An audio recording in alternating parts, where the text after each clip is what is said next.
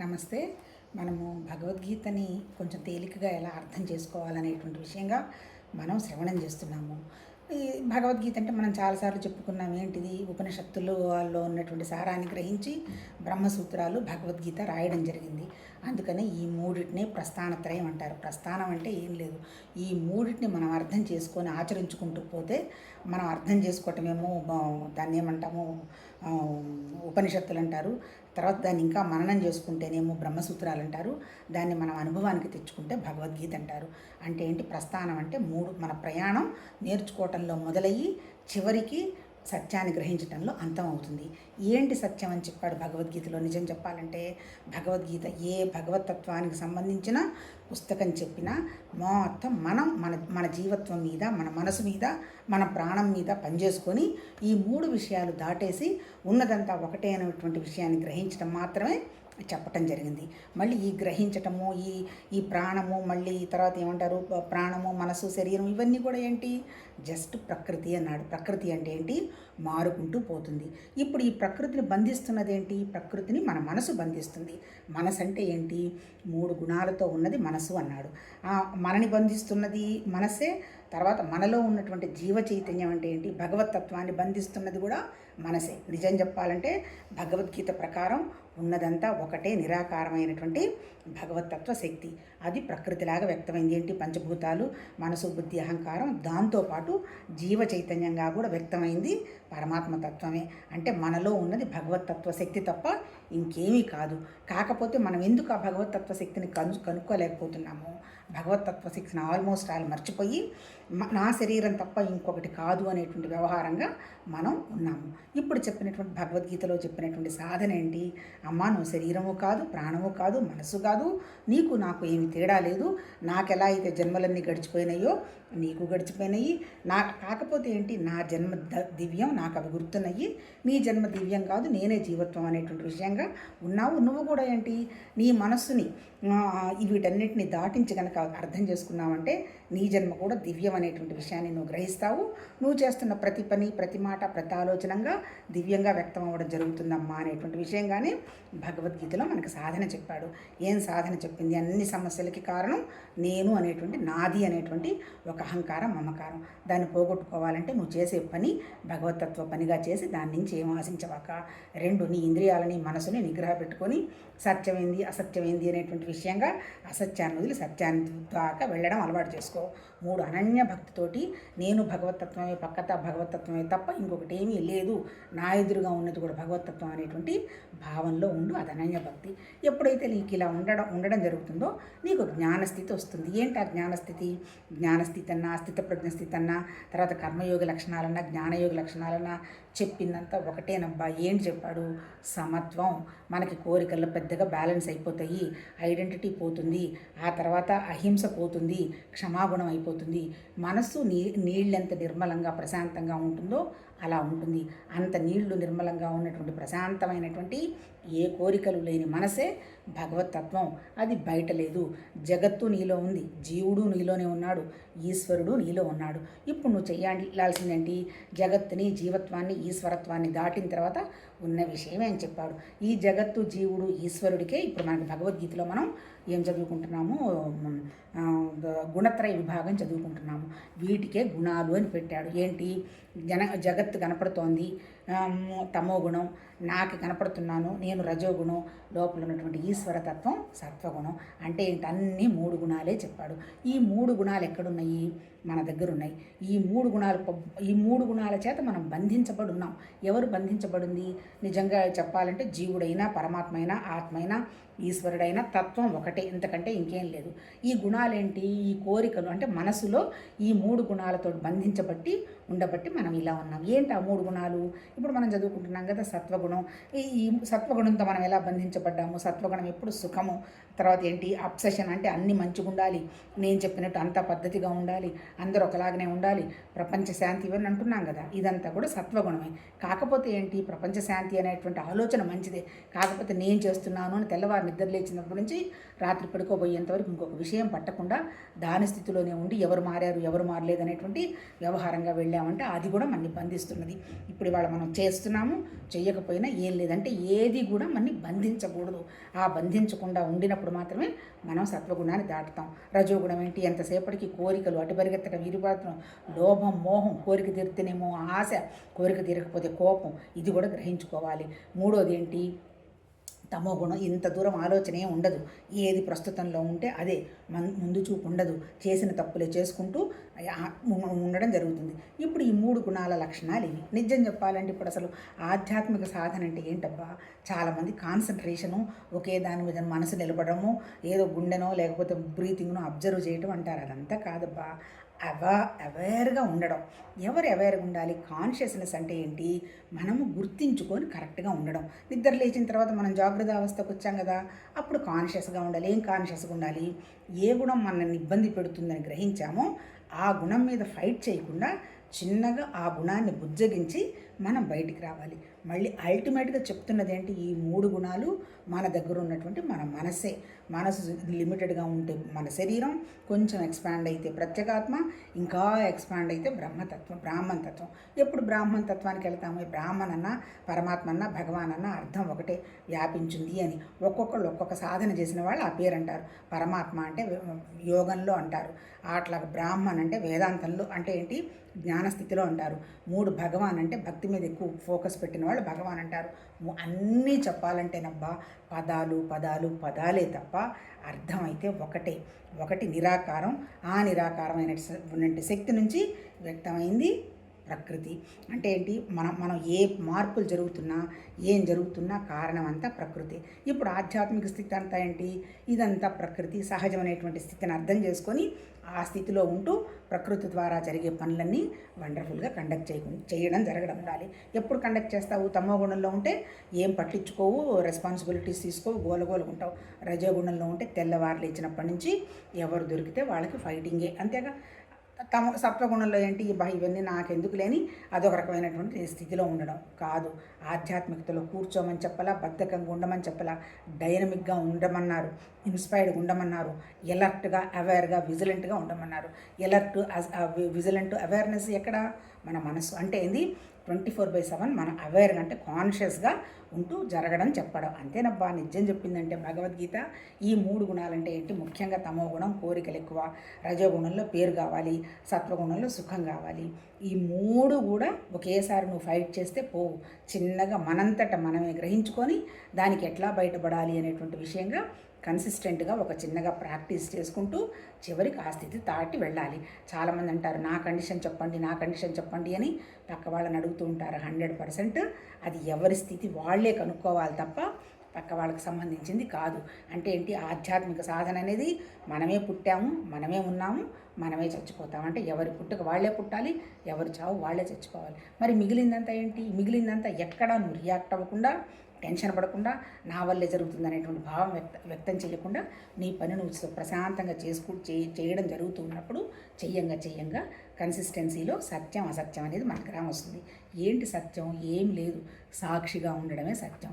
సాక్షి అంటే ఏంటి? మనసు పనిచేస్తుంది, ఇంద్రియాలు పనిచేస్తాయి, అన్నీ చేస్తాయి.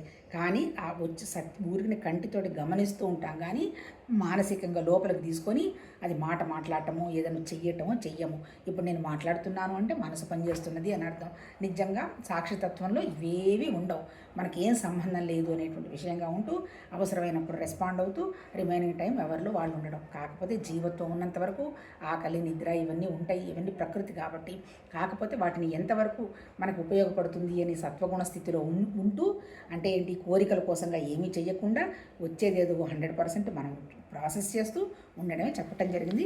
నిన్నెంతవరకు చదువుకున్నాము? నిన్న సత్వగుణం అయినప్పుడు మనిషి ఎట్లా ఉంటాడు, రజోగుణం అయినప్పుడు ఎట్లా దుఃఖపడతాడు, సత్వగుణం ఉన్నప్పుడు సుఖంగా ఉంటాడు, తమో గుణం అయినప్పుడు రెస్పాన్సిబిలిటీస్ పట్టించుకోడు, బద్ధకము, ఇటువంటి స్థితిలో ఉంటారు అని నిన్న చదువుకున్నాం కదా.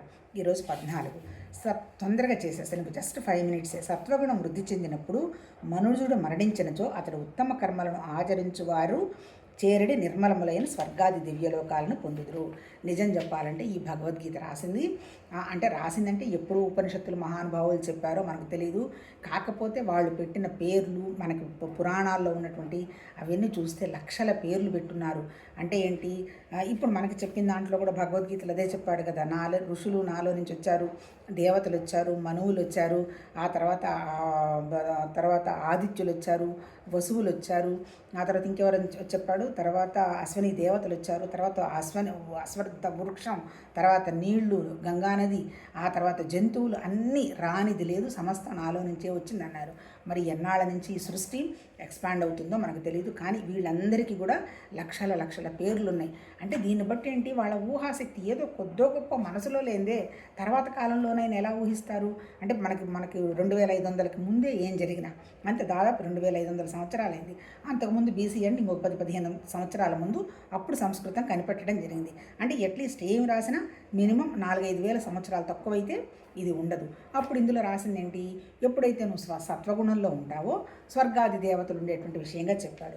అల్టిమేట్గా ఇది మనకి చెప్పింది ఏంటి, అనవసర విషయాల్లో నుంచి మన మనసులో నుంచి మనని బయటికి తీసి ఒక ధర్మం వైపు మనం వెళ్ళాలి అనేటువంటి విషయంగా కూడా మన ఋషులు మనకి చెప్పటం జరిగింది. ధర్మం వైపు ఎందుకు మనకి వెళ్ళాలి, ధర్మం అనేది గుడ్నెస్, అది మనకి ఆనందం ఇస్తుంది, సంతోషం ఇస్తుంది. ఎప్పుడు కూడా మీరు అబ్జర్వ్ చేయండి, స్వార్థంగా ఉన్నప్పుడు తాత్కాలికంగా స్వార్థంగా ఫీల్ అవుతాం, కానీ లోపలికి వెళ్ళి చూస్తుంటే నా ఆలోచన, నా స్వార్థం తెలిసిపోతూనే ఉంటుంది. ఎందుకు, ఇంట్లో ఒక పెద్దవాళ్ళు ఉంటారు, వాళ్ళకి పెట్టకుండా మనం తింటూ ఉంటేనే మనకి చిన్న విషయానికి మనసు బాధ అనిపిస్తుంది. అట్లాగే నెలకు వచ్చిన డబ్బులన్నీ తినేసి తాగేసి ఫ్యామిలీని పట్టించుకోకుండా అలా ఉండేవాళ్ళు, మరి వాళ్ళ మానసిక స్థితి ఎలా ఉంటుంది పాపం. అందుకని వాళ్ళు ఇంకా కూరుకొని పరిస్థితి ఉంటుంది. ఏదైనా ఒక్కసారి సడన్గా మళ్ళీ వాళ్ళకే రియలైజేషన్ వచ్చింది, మళ్ళీ మామూలుగా రావడం జరుగుతుంది. అంటే అర్థం ఏంటి, ధర్మానికి మంచితనానికి ఎలా ఉండాలి అనేటువంటి విషయాన్ని వాళ్ళు బోధించడం జరిగింది. ఇప్పుడు ఇక్కడ ఏం చెప్పాడు అంటే, అప్పుడు మనకి మనసు ఇంకా గట్టిపడాలి కదా, అందువల్ల ఏంటి, ఎవరైతే నీకు ఈ సత్వగుణంలో ఉంటారో వాళ్ళు స్వర్గానికి వెళ్తారు, అక్కడ వాళ్ళు చేసిన పనులలో వెళతారు అన్నారు. నిజం చెప్పాలంటేనబ్బా, స్వర్గం అన్నా నరకం అన్నా మన స్టేట్ ఆఫ్ మైండ్. మనకి చెప్పేది ఏముంది, నెగటివ్గా ఆలోచిస్తున్నప్పుడు, లేకపోతే పర్సనల్ కోరికల కోసం వెళ్తున్నప్పుడు మనం ఎంత ఘర్షణ పడతామో మనకే తెలుస్తుంది. దాన్ని ఇల్లెజిటిమేట్ హ్యాపీనెస్ అన్నారు. ఆ ఇల్లెజిటిమేట్ హ్యాపీనెస్ వచ్చి ఫాస్ట్ 100% హార్ట్ మీద పడుతుంది. అందుకే అనారోగ్యాలు, టెన్షన్స్ అవన్నీ ఉంటాయి. లెజిటిమేట్ హ్యాపీనెస్లో హార్ట్ మీద ఎక్కువ ముద్రలు పడవన్నమాట. అందుకని ముద్రలు పడుతున్నాయి అంటే అర్థం ఏంటి, మనం ధర్మాన్ని దాటి వెళ్తున్నావు అని చెప్తున్నాడు. ఇప్పుడు ఇక్కడ చెప్పింది ఏంటి, సత్వగుణంలో నువ్వు ధర్మస్థితిలో ఉంటే నువ్వు స్టేట్ ఆఫ్ మైండ్ ఎట్లా ఉంటుంది, నువ్వు స్వర్గస్థితిలో ఉండడం జరిగింది. మనకు అర్థమైంది. అయితే ఎందుకంటే స్వర్గం ఇలా ఉంది, నరకం ఇలా ఉందని ఓ పర్టికులర్ పర్సన్ వచ్చి మనకి ఎవరు చెప్పాల. కాకపోతే మనం వాళ్ళు ఆలోచించే విధానాన్ని బట్టి వాళ్ళ స్థితి ఎంత ఘోరంగా ఉందని మనం గ్రహించవచ్చు. అంతకంటే ఇంకేం లేదు బా. ఆ తర్వాత రజోగుణం వృద్ధి చెందినప్పుడు మృత్యు ప్రాప్తించినచో అతడు కర్మాసక్తులైన మానవుల్లో జన్మించును. అట్లే తమోగుణం వృద్ధి చెందినప్పుడు మృతి చెందిన మానవుడు పశుపక్షి కీటాదికాదు యోనిలో జన్మించను. భయపెడుతున్నాడు. అంటే ఏంటి, రజోగుణం కోరిక పోనంత కాలం మళ్ళీ మానవ జన్మ ఎత్తుతూనే ఉంటాము. ఇంకా హీనమైన కోరికలు పెట్టుకున్నాము, అప్పుడు ఈ మనసు కూడా లేనటువంటి స్థితిలో ఉంటాం. మనిషి జన్మకి ఇతర జన్మలకి తేడా ఏంటి, మానవ జన్మ ఉత్తమమైంది. ఎందుకన్నారు, మనకి బుద్ధి అనేటువంటి ఒక వివేకం ఉంది. అంటే అనుభవిస్తున్న ప్రతిదీ మనం అవగాహన చేసుకునేటువంటి ఆనందం ఉంది. అంతే కదా, తింటూ ఉంటాము, ఎంత ఆస్వాదిస్తాము, ఎందువల్ల మన మనసు ఉండబట్టి. లేకపోతే ఎట్లా ఆస్వాదిస్తాము, తర్వాత మళ్ళీ మన దగ్గర ప్రాణం ఉండబట్టి మనం హాయిగా ఫీల్ అవుతూ ఉంటాం. అంతేగా, ప్రాణశక్తి లేనిదే మనం ఏం చేస్తాము, ప్రాణశక్తి, మానసిక శక్తి, శరీర కలిపి ఇచ్చ కోసం పనిచేస్తూ ఉన్నది. ఆ ఇచ్చ ధర్మంగా మన గ్రోత్గా అంటే ముందుకు తీసుకెళ్లే ఇచ్చ కనుక అయినప్పుడు మనది లైఫ్ స్వర్గం. అలా కాకుండా నా స్వార్థం, నా కోరికలు అనేటువంటి స్థితిగా వెళితే తాత్కాలికంగా బాగున్నట్టున్నా అది నరకం. ఇంకా హీనమైన ఆలోచనలు చేశారనుకోండి, మనిషి కంటే కూడా ఇంకా హీన స్థితికి వచ్చినట్టు పశువులు, పక్షులు, వాటికి ఏముంది పాపం, మనసు లేవు, ఆ తర్వాత విచక్షణ లేదు, తేడా లేదు. అది ఆ టైంకి వచ్చినటువంటి ఆకలి, ఆ టైంకి వచ్చినటువంటి సుఖము అనే భావం తప్ప ఇంకొకటి ఏమీ లేదు. ఇప్పుడు ఇక్కడ భగవద్గీతలో చెప్పింది ఏంటి, మనం ఆ పశుపక్ష స్థితిలో ఉన్నటువంటి మన మానసిక స్థితి నుంచి మనిషిగా తయారై మనిషి నుంచి దైవత్వంగా తయారవ్వాలి అంటే ఏంటి, శరీరం కాదు, మన మనసు ఆ స్థితికి వెళ్ళినప్పుడు మన ద్వారా జరుగుతున్న ప్రతి ఆలోచన, ప్రతి మాట, ప్రతి పని భగవతత్వంలో జరగడం జరుగుతుంది అని చెప్పాడు. తర్వాత ఇంకొకటి ఏంటి, శ్రేష్టములైన కర్మలను ఆచరించుట వలన సాత్విక ఫలము అనగా సుఖము, జ్ఞానము, వైరాగ్యము మొదలగు నిర్మల ఫలాలు కలుగును. రాజస కర్మలకు ఫలము దుఃఖము తామస కర్మలకు ఫలం అజ్ఞానం. ఏంటంటే ఇంకా మనకి కన్సిస్టెంట్గా అర్థం అవ్వడానికి వివరణ ఇచ్చుకుంటూ పోతున్నారు. అంతే కదా, చాలాసార్లు మనం మాట్లాడుకున్నారు కదా, సత్వగుణం వల్ల ఏముంటుంది, హాయిగా సుఖంగా శాంతిగా సంతోషంగా ఉండడానికి ప్రయత్నం చేస్తారు. రజోగుణం వల్ల ఏమొస్తుంది, చేసి చేసి చేసి నేను అంత చేశాను ఇంత చేశాను, నన్ను ఎవరు పట్టించుకోవటం లేదు, ఈ అంత నా జీవితం అంతా వ్యర్థమైపోయిందని అల్టిమేట్గా దుఃఖం. తమోగుణం ఏంటి తెలియదు కదా, అజ్ఞానం అనమాట. ఏదో చేసుకుంటూ పోవడం, దానికి ఏం చేస్తున్నాము అనేటువంటి విషయం అవగాహన లేకుండా ఉండడం. అల్టిమేట్గా ఏంది, ఏం చెప్పినా మనం ఎలా మేనేజ్ చేసుకొని, ఎలా మనం హ్యాపీగా ఉండి, ఎలా ధర్మబద్ధంగా ఉంటే ఎంత సంతోషంగా ఉంటాము అనేటువంటి విషయం కానీ చెప్పటం జరిగింది. అబ్బా, ఇంతకంటే ఇంకేం లేదు. అల్టిమేట్ ఏంటి, జగత్తు, జీవుడు, ఈశ్వరుడు, భగవతత్వం అంతా ఒకటే. అన్నీ ఎప్పుడు ఆ మూడు గుణాలు ఏంటి, జగత్తు, జీవుడు, ఈశ్వరుడు అనేటువంటి తగిలించుకున్నటువంటి మన మనసుకు తగిలించుకుంటున్నటువంటి ఈ సత్వతమ రజోగుణాలు కనుక దాటామంటే ఉన్నదంతా ఒకే నిరాకార శక్తి అని చెప్పాడు. అది ఎక్కడో లేదు, మనలోనే ఉంది. మరి మనం ఏం చెయ్యాలి అంటే దానికి ఏం చెప్తాడంటే, ముండకోపనిషత్తులో ఒక మాట చెప్తాడు, త్యాగం లేనిదే అమృతం రాదు అంటాడు. ఏంటి త్యాగం, దేన్ని నువ్వు త్యాగం చేయాలి, దేన్ని నువ్వు పట్టుకోవాలి అనేటువంటి విషయం మనకి 100% మనకి అవేర్నెస్ ఉండాలి. అనవసరపు విషయాలన్నీ, ఉపయోగం లేనివన్నీ, ఉపయోగం లేని మాటలు, ఉపయోగం లేని చూట్టాలు అన్నీ కూడా సెలెక్ట్ చేసి డిలీట్ చేసి పడేయాలి. ఉపయోగం ఉన్నది ఏంది, నిన్ను నీ మనసుని ఎక్కడ నిశ్చలంగా ఉంచుతుంది అనేటువంటి విషయం అనేది నీకు ఉపయోగపడేది. ఆ అవేర్నెస్ ఎవరికి రావాలి, ఆ అలర్ట్నెస్ ఎవరికి ఉండాలి, ఆ విజిలెన్స్ ఎవరికి ఉండాలి, నీ దగ్గరే ఉండాలి. నీ దగ్గర అంటే నీ మనసే. నీ మనసు అంటే మళ్ళీ నీ 3 గుణాలే. ఈ 3 గుణాలు ఎప్పుడైతే దాటడానికి ప్రయత్నం చేసుకుంటూ పోతామో ఉండేదంతా ఒకటే అనేటువంటిది నీ మనసే నీకు ఒక నీళ్ల నదిలాగా ప్రశాంతంగా, ఏది ఎట్లా నీళ్ళని చూస్తే ఎట్లా ఉంటుందో, ప్రకృతి అంటున్నాం కదా, చెట్లను చూస్తే ఎంత నిశ్శబ్దంగా ఉన్నాయో అట్లాగే వాయువు ఆ 2, 3, 4 అంటే నేల, నీళ్లు, అగ్నివాయు అన్నీ సమంగా ఉన్నప్పుడు ఉన్నటువంటి ధర్మమైనటువంటి ప్రశాంత స్థితిని మనం ఎక్స్పీరియన్స్ చేయొచ్చు. చాలామంది ఎక్స్పీరియన్స్ అంటే ఎక్కడో ఏదో దైవత్వం ఉంది వచ్చి మన స్వర్గంలో తీసుకుపోతుంది అనేది కాదు. నీ మనసుకు వచ్చిన స్థితే ఎక్స్పీరియన్స్. నీ మనసులో లేని అనవసరపు ఆలోచనలే నీ ఎక్స్పీరియన్స్. అదే భగవద్గీతలో చెప్పటం జరిగింది. ఆ అనవసరపు ఆలోచనలు తీసేస్తే అదే నువ్వు, ఇన్ని లేవు. దానికి ముఖ్యమైన విషయం ఏంది, నీ కోరికలలో మన కోరికలలో బ్యాలెన్స్ రావాలి. ఇది సహజమైన కోరిక, ఇది అసహజమైన కోరిక అని ఎవరికి వాళ్ళే ప్రాసెస్ చేసుకొని అది ఆ త్యాగ గుణం పెంచుకోమంటాడు. త్యాగం అంటే ఏం లేదు, అనవసరపు విషయాలను వదిలేయడం, అవసరమైన విషయాలను పట్టుకోవడం, అవసరమైనటువంటి భగవతత్వాన్ని మనసులో పట్టుకొని అనవసరమైనటువంటి విషయం అంతా కూడా ఇది నాది కాదు అని కనుక మనం అనుకున్నామంటే 50% మనం అచీవ్ చేసినట్టే. 50% రిమైనింగ్ 50% మనలో మనం ఉండడం.